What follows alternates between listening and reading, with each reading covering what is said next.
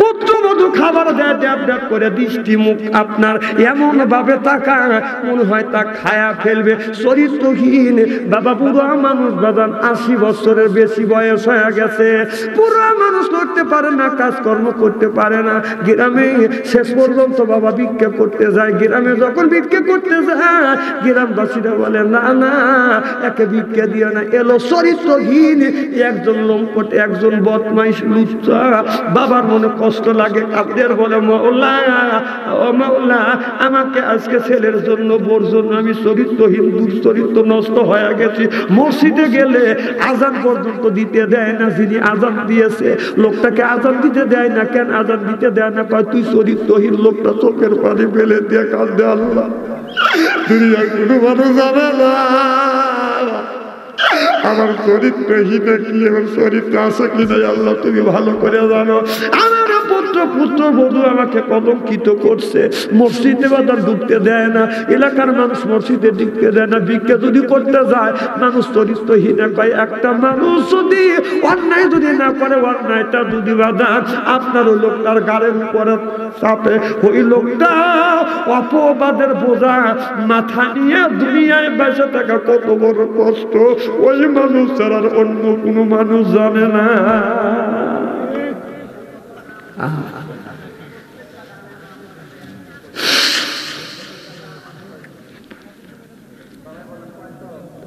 আমার ভাইয়ের আমার আব্দুল রহিমের বাবা বাজান আপনার কালীপুর ছেড়ে বাজান আপনার বালাবাড়ি যায় ভিক্ষা করার জন্য। এলাকার মানুষ জানে এই চরিত্রহীন, একে ভিক্ষা দিও না। কারণ এর যৌবন এত বেশি, পুত্রবধূর উপরে জেনা করতে চায়। গ্রাম থেকে তাড়িয়ে দিল বাজান, দূর দূরান্ত থেকে আব্দুল গফুরের আব্বা আপনার ভিক্ষা করে বাড়ি টানে, নামাজ পড়ে খায়া কান্দে, আল্লাহ আমি চরিত্রহীন কিনা তুমি তো ভালো করে জানো। আল্লাহ আমি কোনদিন জীবনে কোন পর নারীর গায়ে আমি হাত দিয়ে আমাকে চরিত্রহীন, আল্লাহর ছেলের কারণে, পুত্রবধূর কারণে আমি কলঙ্কিত হইলাম। আল্লাহ এই বিচার দুনিয়ার কোনো মানুষ করিবে না, তোমার কাছে বিচার দিলাম। আল্লাহ তুমি আমার নিত্য বিচার করিও। মা বাবা দোয়া অব্যাহত ভাবে আল্লাহর দরবারে বাদান কবুল হয়ে গেছে। এর মধ্যে আব্দুল গফুরের শরীরে বাদান, পেটে বাদান পানি লেগে গেছে, লিভারে পানি লেগে গেছে, ইনাদপুর গেছে বাদান ভালো হয় নাই, ঢাকা গেছে ভালো হয় নাই। এরপরে বাদান আপনার বগুড়া বাদান আপনার জিয়া মেডিকেলে গেছে, ওখান থেকে ফেরত দিছে। ভালো মন্দ খাওয়াও গা, ও আর বেশি দিন বাঁচবে না।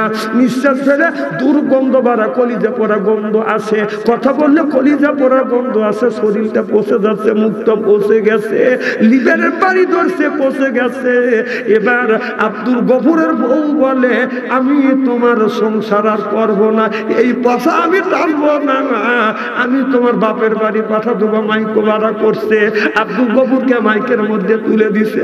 আব্দুল গফুর কান্দি, বিবি রে তোমার কারণে আমার বাবাকে কলঙ্কি বানাইছি, আমি চরিত্রহীন বানাইয়া আমি তোমাকে নিয়ে বাড়িতে আসছি। বিবি এখন আমি অসুস্থ হয়েছি, বাবার কাছে দিস না, সেই বাবাকে আজ 5-7 বছর ধরে খাবার দেই না, মাকে দেখি না, ওই মার কাছে বাবার কাছে মুখটা কেমন করে দেখাবো।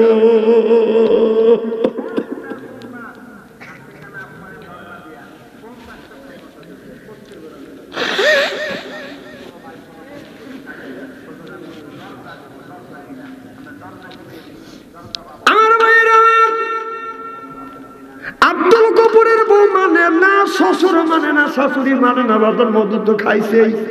প্রত্যেক মাসে 50,000 করে টাকা হলে বাদান 8টা বছর 7টা বছর কত লক্ষ টাকা জোগাড় করছে। আব্দুল গফুরকে মাইকো গাড়ি ভাড়া করিয়া বাদান আপনার বাড়িতে পাঠা দিছে, বাড়ির পাশে আইসা হুঁসেল দিতেছে। এদিক মধ্যে আব্দুল গফুরের বাবা ভিক্ষা করতে যাচ্ছে, এদিকে মাইকোর ড্রাইভার বলে আপনি কি আব্দুল গফুরের আব্বা? বলে হ্যাঁ। কি হয়েছে? টাকা দেখেন আপনার বেটা আব্দুল গফুর। বাবা জানলা দিয়ে টাকা দেখে, গাড়ি জানলা দিয়ে টাকা দেখে, আব্দুল গফুর বাদান এরকম করে টান হয়ে শুয়ে আছে। এবার গফুরের আব্বা চিৎকার মারছে, গফুরের মা তাড়াতাড়ি আয় বেটা, আব্দুল গফুর মনে হয় বাঁচবে না, মা দৌড়া আসছে, এসে দেখি আব্দুল গফুরের শরীরে এমন পছন্দ ধরে গেছে। মা অমনি বাজান মা আর বাবা কোলে করে নিয়ে বাড়িতে আসছে। এলাকার মানুষ দেখতে যায়, নাকে কাপড় নিয়ে যায়, একজন দেখতে যায়, পাঁচজন যদি আছে তাদের নিষেধ করে। ওই গন্ধে থাকা যায় না, খাবার খাওয়া যাবে না, ওই গন্ধে কলিজা পৌঁছে গেছে। ওই জায়গায় গেলে বেদি তোমারও ধরবে। এলাকার কোনো মানুষ আছে না, আব্দুল গফুরের মা, আব্দুল গফুরের আব্বা গফুরের কপালে চুমা দেয়, দুই গালে চুমা দেয়, তাদের শরীরে গন্ধ লাগে না। মা পাশে দাঁড়াইয়া বসে নামাজ পড়ে, বাবা নামাজ পড়ে আল্লাহর কাছে কাঁদে, মওলা এই বেদি আমারে দাও, আমার বেটা আব্দুল গফুরকে সুস্থ করে দাও। আল্লাহর কাছে বাবা কান্দে, আল্লাহ আমার বেটাকে তুমি কষ্ট দিও না, এই বেদি আমাকে দাও, আমার বেটাটাকে সুস্থ করে দাও। আল্লাহ তোমার কত জানের দরকার, আমাদের দুজনের জানলাও। আল্লাহ আমার বেটা আব্দুল গফুরকে তুমি ভালো করে দাও।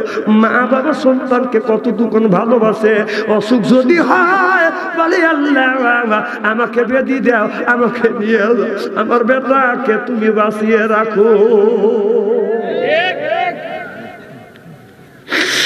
বাবা যার মা নাই সেই মায়ের বেটা বোধে বাবা যার দুনিয়ায় নাই সেই জানে।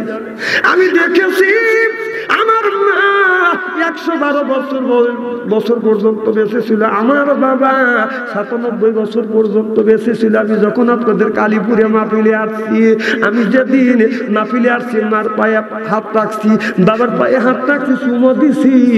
এরপরে কালীপুর থেকে মাহফিল করে হাইটে হাইটে গেছি। আপনারা তো জানেন, আপনারা তো প্রমাণিত। আমার বাইরে আমার বাড়িতে যা দেখছি, আমার বাবা রাস্তার 3 রাস্তার মোড়ে দাঁড়া থাকছে, বাবা আগে আসছে আমাকে নেওয়ার জন্য। দেখছি বুড়া বাবা 97 বছর বয়স, থরথর করে কাঁপছে। শীতের মধ্যে 2 পাশে বাদান আপনার ফেসারি কালাই মাছ কালাই, এখানের মধ্যে দিয়ে 1-1.5 মাইল পর্যন্ত বাদান আগা আসছে, চন্নারিও পর্যন্ত আগা আসছে আমাকে নেওয়ার জন্য।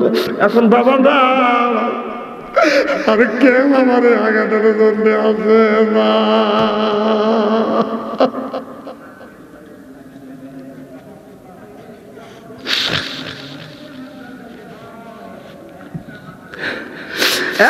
কালীপুরের মায়েরা বাবা নাই, যারা বাবা দুনিয়ায় নাই সেই বাবার ব্যথা বোঝে, মা যার দুনিয়ায় নাই সেই বাদান মায়ের ব্যথা বোঝে। ও বাদান এখন প্রত্যেক দিন 3 রাস্তার মোড়ে গিয়ে বাদান দাঁড়াই। আজকে কালীপুর আসছি, আসবার সময় আমার মনে বড় দুঃখ। ওই কালীপুর যখন আমি মাহফিলে আসছি বাবা বেঁচে ছিল, বাবা বেঁচে ছিল, মা বেঁচে ছিল, মার কাছ থেকে দোয়া নিছি, বাবার কাছ থেকে দোয়া নিছি। আজকে ঘর থেকে বাড়াইতে আমার মনে হয় আত্মা বাটা যাচ্ছে। আল্লাহ কালীপুর আমি মাহফিলে যাচ্ছি, এখন বাবা নাই, মা নাই, কার কাছ থেকে আমি বিদায় নিব?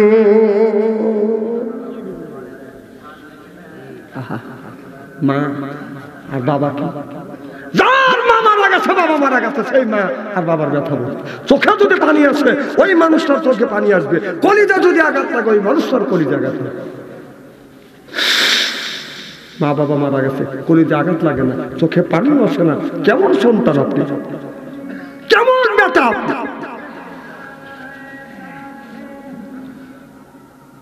আমার ভাইরা, মুসলমান ভাইরা, আল্লাহর হাবিবের পেয়ামতেরা ভালো করে লক্ষ্য করে শুনুন, আমাদের নিয়েতে বাদান শুনতে হবে। আমি জানি যার বাবা নাই সেই বাবার ব্যথা বোঝে, মা নাই যার সে কলিজা আঘাত লাগবে, তার চোখে পানি আসবে। ও বাবা আমি দেখছি আমার মা যখন বেশি ছিল না 3টা-4টা বাড়িতে গেছি, যা দেখি বাড়ি সব মানুষ ঘুমাইছে। আহারে সব মানুষ ঘুমাইছে, কেউ আমার জন্য অপেক্ষা করে নাই। বিবির ঘরে দরজার পাশে গেছি, কোনো খবর নাই। ছেলের দরজার কাছে গেছি, খবর নাই। মার ঘরের দরজার কাছে গেছি, দরজা দেয় না। যা দেখছি মা এখন পর্যন্ত আমার জন্য বসে আছে। কি গো মা তুমি কি ঘুমাও না? মা বলে বেতনে যতক্ষণ পর্যন্ত তুমি বাড়ির না আসবে তবে তোমার মা ঘুমাইতে যাই না। এখন মা আর কেউ আমার জন্য অপেক্ষা করে মা।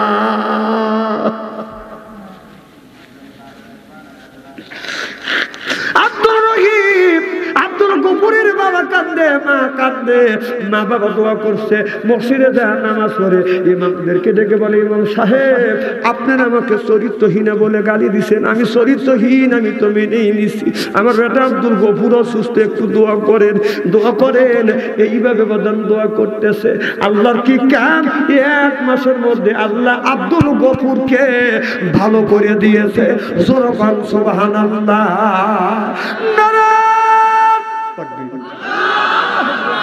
আর আমি আপনাদের কষ্ট দেবো না, রাত 12:30 বাজে, 2.5 ঘন্টা আলোচনা হয়ে গেছে।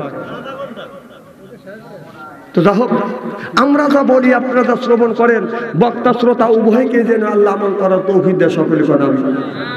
এই কমিটি বাবাদের তোমরা যা তাবারক নিয়ে এসো, যাও বাবা যাও, আপনারা কাতার করে বসেন, যে ডাইনে আছেন আগাতে বলেন, বামে আছেন বেডেতে বলেন, নিজ দায়িত্বে কাতার করেন, নিজ দায়িত্বে কাতার করেন। আরে কাতার করেন নাকি আপনারা? আমার কথা শুনতেছেন না? এই বসে থাকবে না, এই পারলে মুখ দিয়ে বসেন, আবার ও পারলে মুখ দিয়ে বসেন, কি ব্যাপার কি?